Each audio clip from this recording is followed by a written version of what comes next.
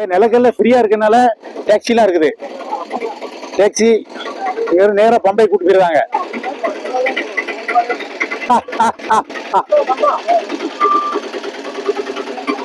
நிலக்கல் எளிமுக தோற்றம்.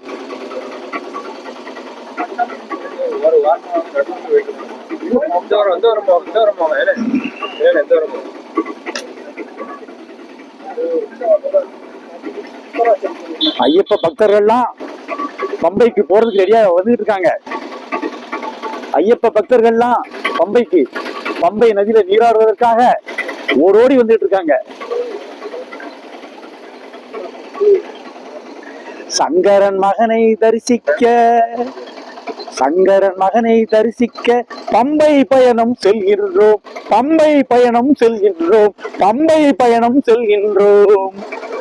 சுவாமியே ஐயப்பா, சுவாமியே ஐயப்பா.